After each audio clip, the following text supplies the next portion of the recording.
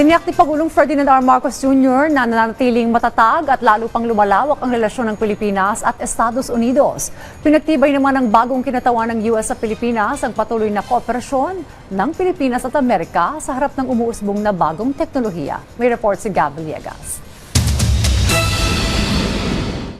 Tiniyak ng bagong embahador ng Estados Unidos sa Pilipinas na si Lipton ang mas pinatibay na alyansa sa pagitan ng dalawang bansa sa mga susunod na taon. Sa unang public engagement ni Lipton para sa pagdiriwang ng ika-250 anibersaryo ng kalayaan ng US at ika-80 taon ng diplomatic relations sa pagitan ng US at Pilipinas, sinabi nito na asahan na mas marami pang papasok na tulong at trabaho para sa mga Pilipino. So excited to make a difference. We're going to make a difference.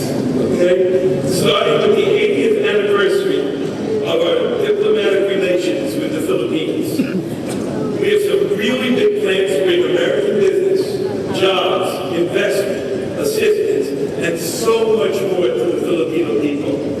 Sa talumpati naman ni Foreign Affairs Undersecretary Leo Herrera Lim, binalikan nito ang malalim na samahan ng US at Pilipinas sa loob ng 8 dekada, kung saan pinuri nito ang tagumpay ng katatapos lamang na balikatan exercises na nilahukan ng 17,000 sundalo at ang buhay na kalakalan ng dalawang bansa. Handa rin ang Pilipinas na makipagtulungan sa Amerika na palakasin ang seguridad, ekonomiya at ang people-to-people relations ng dalawang bansa. Anniversaries like this are not finish lines. They are checkpoints. Markers to pass on the way to a partnership that still has its best chapters ahead of us.